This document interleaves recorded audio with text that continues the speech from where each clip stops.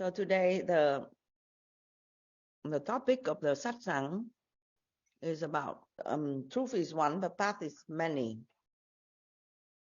Truth is one, but path are many. Okay? So that is referring to the different personality that we have. We have different mindset. But we wanted to attain to the same understanding. We have a different kind of mind. So when you cannot understand somebody's mind because they have a different kind of path. And then, but we all wanted to find the same goal,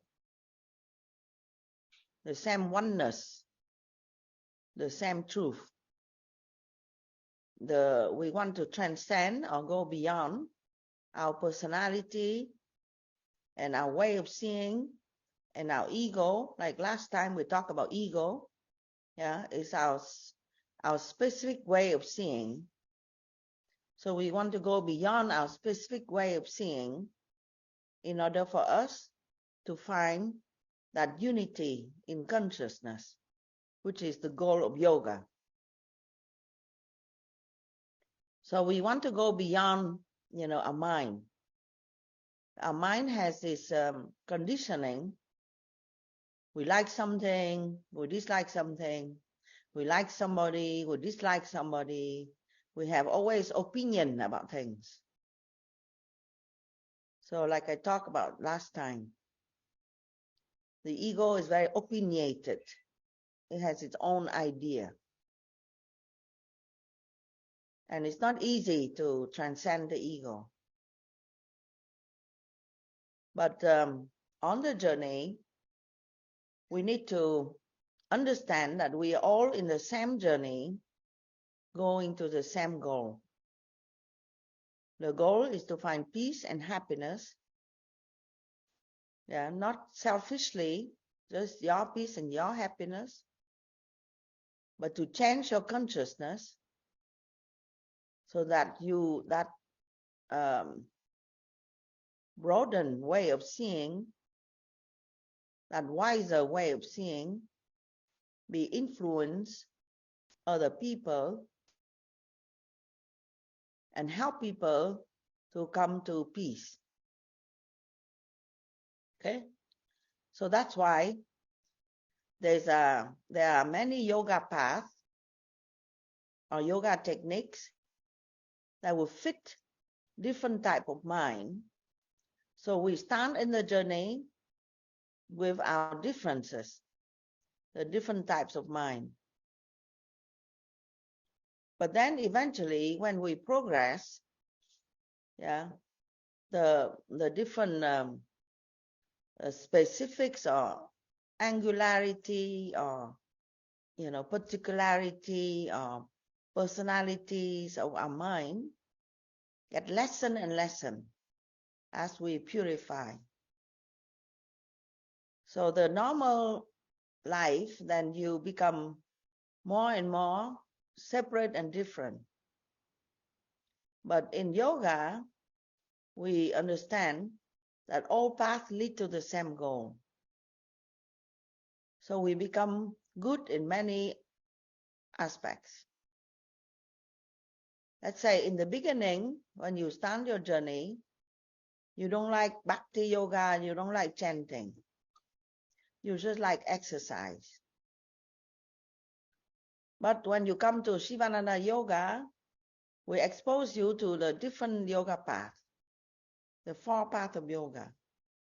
So you have to do little chanting, you have to do little meditation, you have to do little service, you have to listen to some lecture and so on. So then you develop yourself in many different ways. Your head, your heart, you develop equally. So that's why it is said the paths are different. I mean, you start in this life with a different liking or different pre-training or different preconditioning, or different preferences. Yeah. So some people are more left brain, some people are more right brain, some people are more logical, philosophical, some people are more practical, some people are more emotional, some people don't like words too much, cannot understand, and some people like a lot of words because they understand better with words. Some people understand better with image. Some people understand better with sound. So we have a different kind of mindset. So different kind of mindset will create different kind of journey, different path. Yeah, because you have to use whatever that you are strong in order for you to do the different yoga that is specific to that type of mind. So let's say that you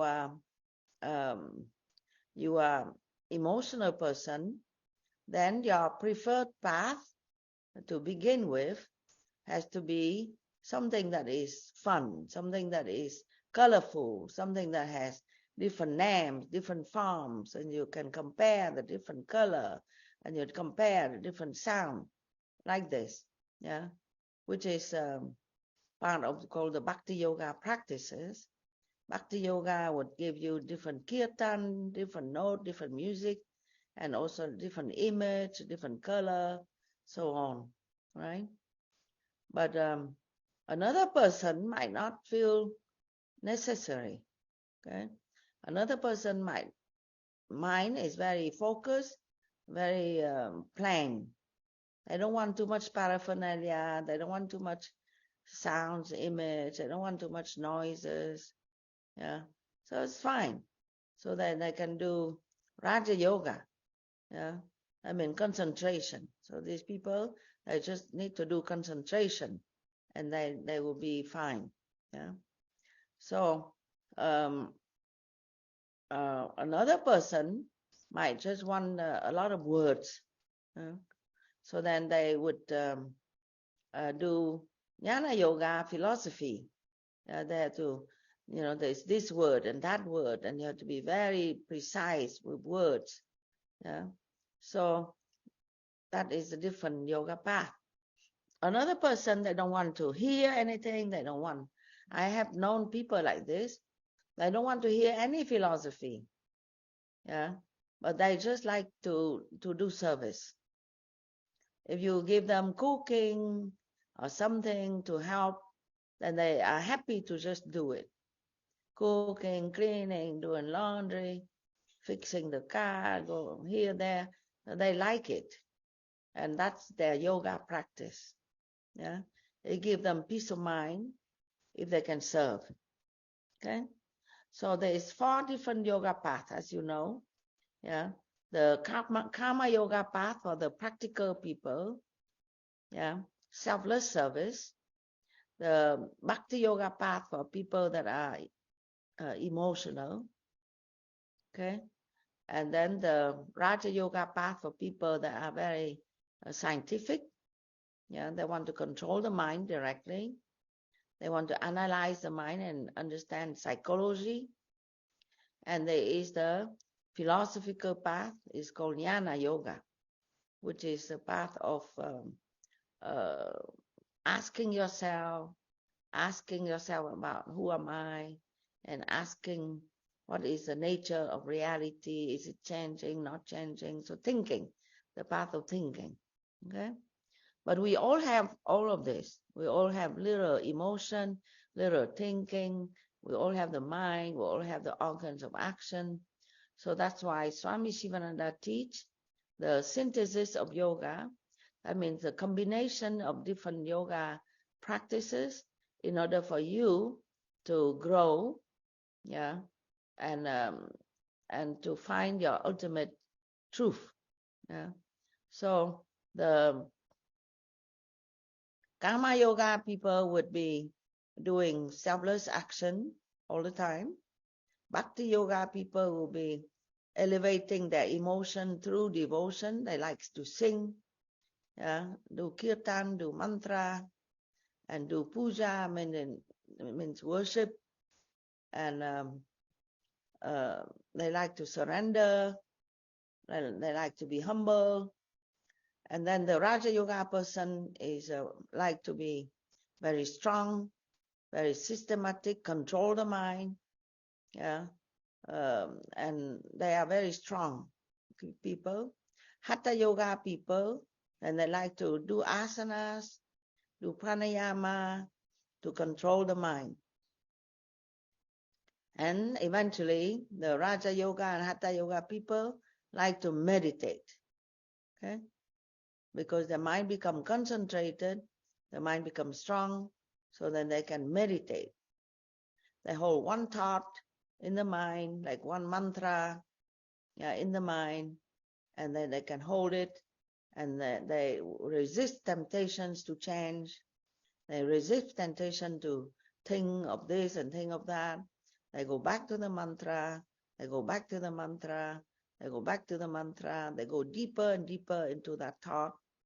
And eventually, they go to the meditation, which is, no more idea of separate repetitor of mantra and the mantra itself.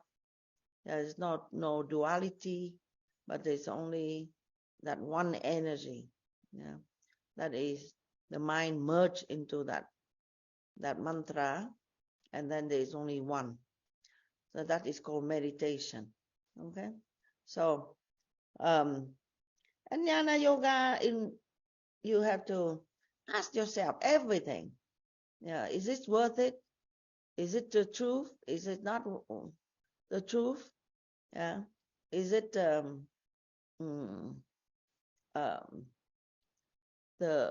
Atman, the self, or this is just an illusion of my mind? Because it would change. Things that are changing, then I don't want to waste my time with it. So I want to go to something that is unchanging. So the jnana yogi function completely different. But Sivananda yoga teaching is combining the 4 different paths. What does that mean? That means that you are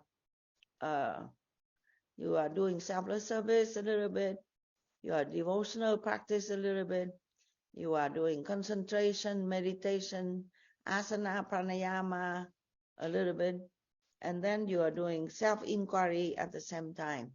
You ask yourself, who am I?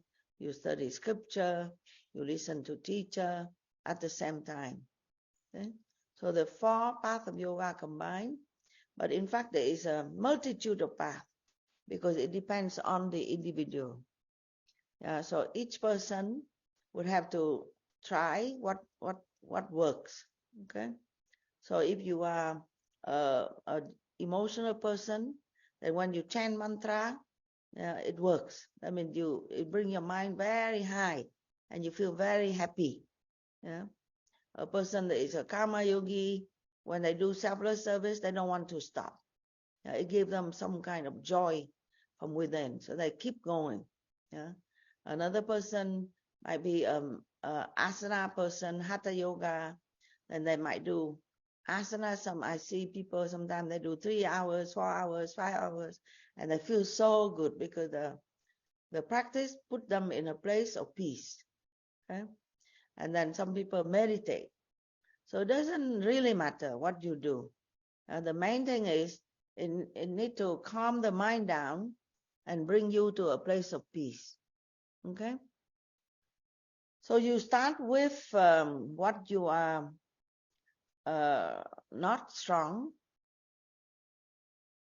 No, you start with what you are strong. Sorry. I mean, your tendency. You start with the yoga path. That is your tendency. Okay? Let's say you are emotional, you start with Bhakti Yoga. You're a practical person, you want to serve, then you start with Karma Yoga. You start like this. Usually you start with what you are strong, so that you feel encouraged. so that you like it, because it gives you a lot of energy, because it may help to calm your mind. When something you like, it calms your mind easily. Okay? So then you do what you like first, and then it helps calm the mind. And when the mind is calm, you will access into the self.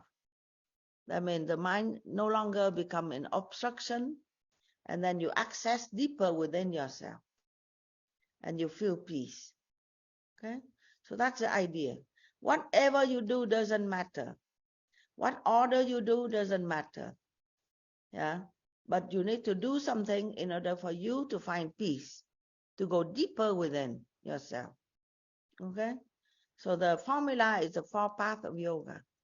But in fact, there's only one path, which is your path. Yeah?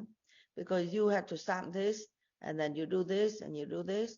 So there's only one path. It's like you climb a mountain.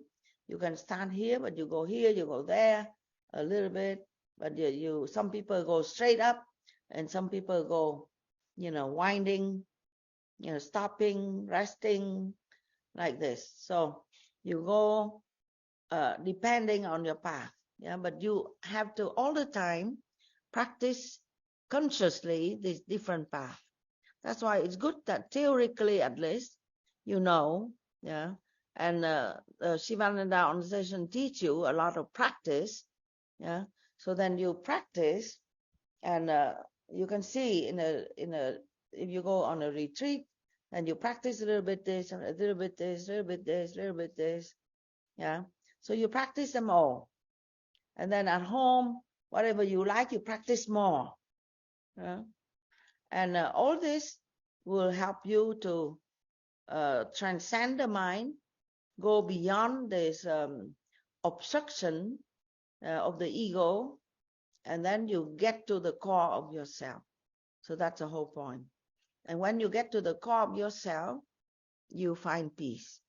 And at that time, from being at the core of yourself, you can see the whole environment. It's like you climb the hill, you arrive on top of the hill, and you can see the whole survey of the whole landscape around, and the bottom of the hill. You can see everything.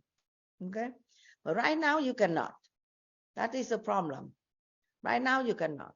You are standing here, you cannot understand the other person there. Yeah? You are doing this practice, then you don't understand the other practice. So you have a lot of quarrel, a lot of conflict, because you don't understand another person's personality, and you don't understand another person's yoga path. Okay? The idea is you have to remind yourself that the truth is only one, because even though you are different, and you might be very strong, yeah, but you get there, you get to the same place.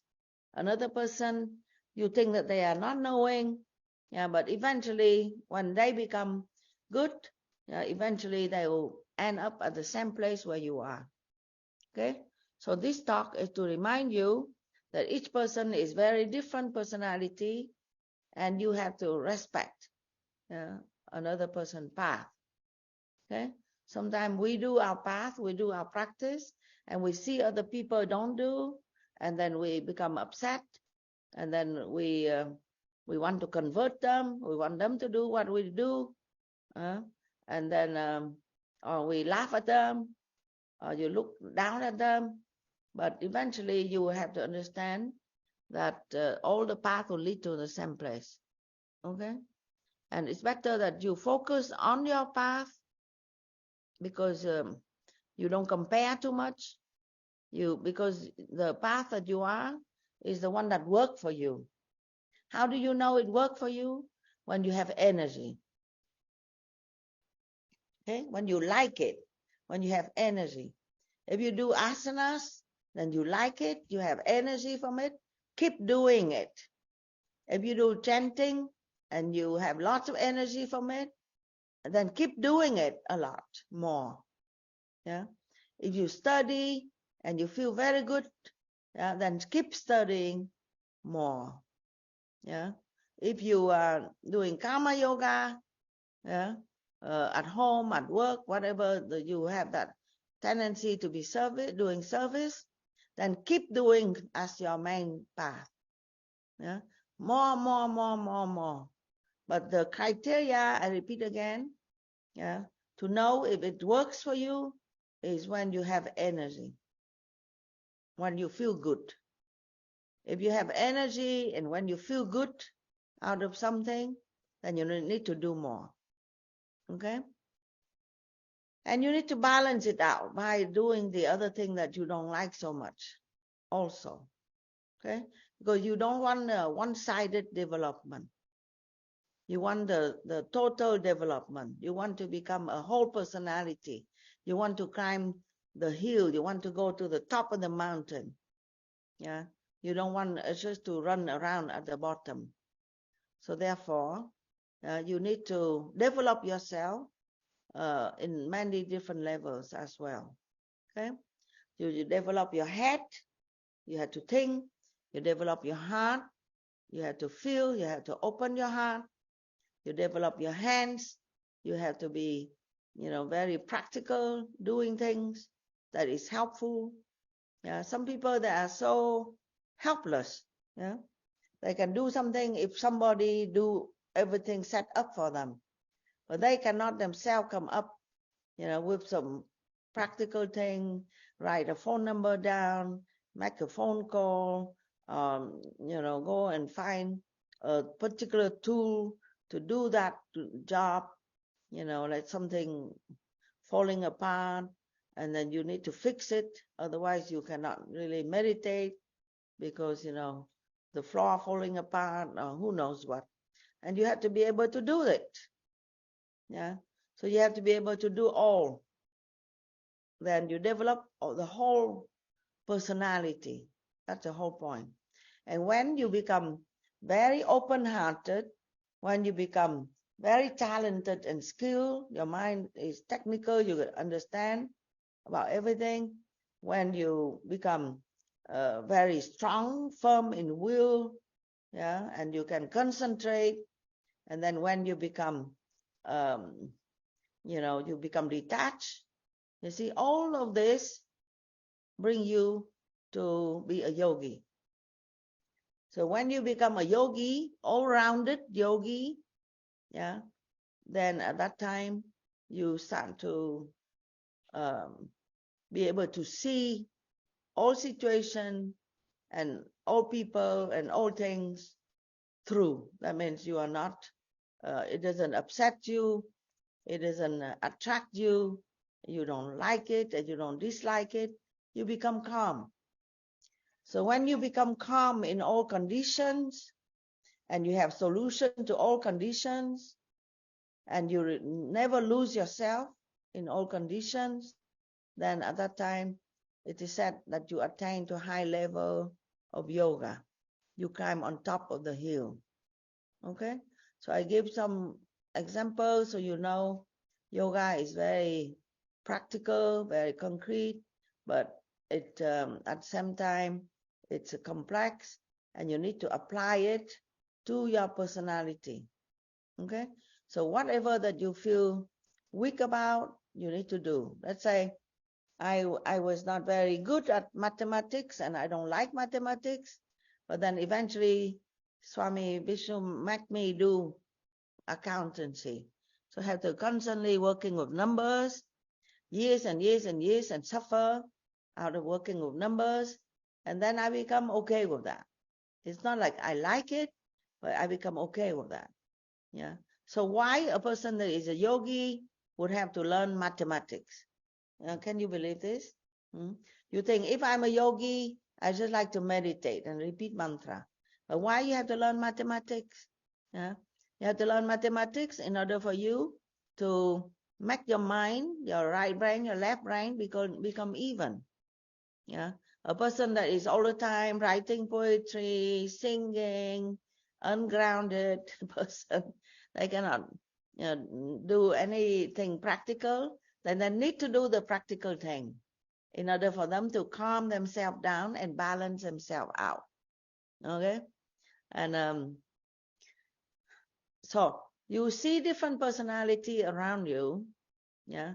If you are an advisor or yoga teacher, you can help people to set themselves on the path that would use their strength, yeah, and make it better, and help them also to build up their weakness to become strong. Yeah. So then when all the muscles are strong, then you are strong. Otherwise, most of the time in our personality, it's like a muscle, you use a certain set of muscle, and then there is a compensation. Yeah. So then you one muscle become weak, the other person becomes strong. So all the time you use the same movement. So the muscle strong becomes stronger, the muscle weak become weaker. So it's not like that. Okay. So the idea is you have to become strong evenly. Yeah. So the weakness has to become strength. And your strength, sometimes you have to calm down. Don't use your strength. Yeah. So that your weakness become stronger. So it doesn't feel that you go fast, because you have to slow down and start from scratch. You have to slow down and work with your weakness. And it's no fun working with weakness. Yeah, if you work with your strength, and it's easy, it's good, because you feel that you are progressing, you're on top of the world. But working with your weakness is very tedious. Yeah. But actually, this is what you need to do. You need to keep working with your weakness, keep working with your strength as well. But not only working on your strength, yeah, and try to work on your weakness as well. Okay. Whatever you don't like, you need to do. Yeah. Whatever you like, you have to slow down. That's called working with strength and weakness. Yeah. So now I'm a good accountant. I can count. I can do mathematics. I'm not afraid. Okay. And for a yogi, you don't want to be afraid of anything. Okay. If you're afraid of emotions, something is wrong. If you're afraid of thinking, something is wrong. If you're afraid of action, something is wrong. Yeah. If you're afraid of sitting still, concentration, something is wrong. Yeah. So if you're afraid of concentration, it's too much headache for you, then you need to do more concentration. If you're afraid of emotions, you have to learn how to express your emotion, not suppressing your emotion, but say simple words, so you learn from ABC. Okay? So this is the 4 paths of yoga, and the goal is one. Yeah, unity is one. I mean, nobody, you don't see anymore any difference at that time, because right now, if you are not on top of the hill, you're always comparing, and you see people different than you. Yes or no? Like right now, you always say, oh, this person is too active. I cannot take it. And then you look at the other person, oh, this person, oh my God, so emotional. Yeah, every little thing they cry, every little thing they say something, and they wear all kinds of color in their body and so on. Why not just wear simple clothing and one set of clothing? So you see very different than another person. Yeah. And another person would just all the time reading, and you say you are a bookworm, you're all the time reading. Why don't you just go do headstand? Yeah, like me, I can do half an hour headstand. So right now, the moment we speak, whoever that you meet and encounter, the whole group people around you, you always compare with them, and you always have something to say. And sometimes it can create conflict. because you don't understand where the person come from, yeah, and you don't know what's the next step for you, yeah. So by understanding the 4 paths of yoga and how to start with your strength and how to deal with your weakness and do all of them, together, eventually, you would not criticize people anymore, yeah. You will understand where they come from. You will accept them for who they are, and you see the oneness, the truth that is inside of them, the same as the truth that is inside of you. So when you start to be able to see the truth inside of them and inside of you as one, you become a very tolerant person, a very happy person, and your mind will be very peaceful. And then you get out of that, complicated kind of life. Anger, greed, hatred, jealousy, envy, fear, all this feeling that you will not have because you just experience peace. Mình tưởng là không có thời gian hả? So she asked, how do I have time to practice all these things? So, no, you have to practice in daily life itself. Okay? So you have to be nice to people, Bhakti Yoga, be very concentrated, Raja Yoga, do all the time have that selfless feeling within yourself, called Bhakti Yoga and Karma Yoga, and you always have to stay detached. Yeah, so this doesn't take time.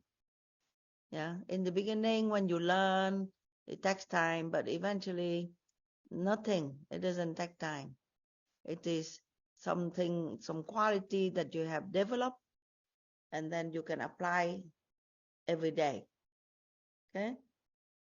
So naturally you will be nice, naturally you'll be selfless, naturally you'll be detached, naturally you'll be focused. So he said if he has client during the day, that day, then he's inspired and he do asana, pranayama, meditation, and he has a good day to serve the client. But if he doesn't have the client, then he doesn't like to do asana, pranayama. He demotivated. See? So he asked what to do. So the thing is, if you do it every day, then you accumulate the prana. Yeah? So right now you do it only to help the person through the day. But if you keep doing it for yourself, because not only you do just to serve the client on that day, yeah, but you need to do to accumulate the prana for yourself, for your own growth. Okay, so you are doing your practice only for your service so far, yeah, but you don't know that you need to do it, and then the prana is accumulated, and it is like in storage.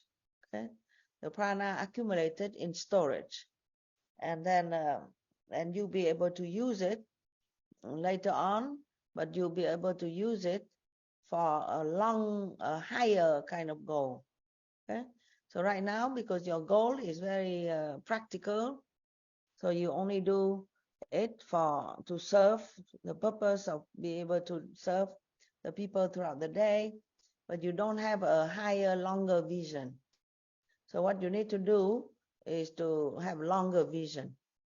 And to have longer vision, you have to study, and you have to ask yourself questions. You have to be motivated, and not only to work, but motivated to understand many things in life. So longer vision, that's what you need. So I propose to you to study. So if you have a chance, the Vedanta course upcoming in December, you need to take. So you need to study more. Okay? And every day you need to have a book that you study, you even few lines. Yeah, so you develop longer vision, higher perspective. Okay? Okay. So we finish here. Somebody say,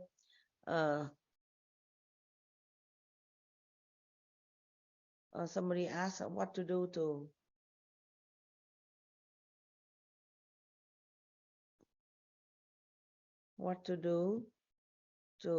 in the chat. Somebody asked what to do to learn quickly all these prayers. It's a practice. You have to practice more, then it become fast. Okay, can you? Somebody question here. I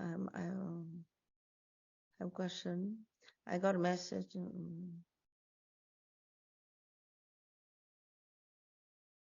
I answered already. Dasha Kao. Okay. Very good. Okay, thank you everyone. So I see you next week, and have a wonderful week that with routine. You need to develop a routine of practice, okay? Because you don't understand theory unless you practice. Practice theory together, okay? Thank you. And if you have any question, you can also write to Priya Chaitanya. I can answer, or you can wait until next week. Oh.